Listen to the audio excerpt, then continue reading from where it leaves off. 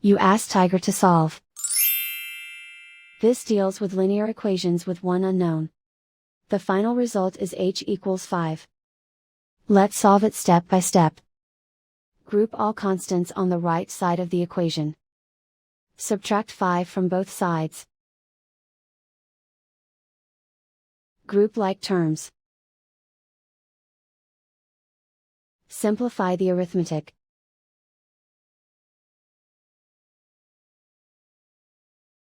Convert the h into a positive number. Multiply both sides by -1.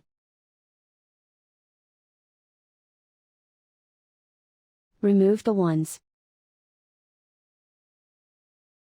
Simplify the arithmetic. And so the final result is h equals 5.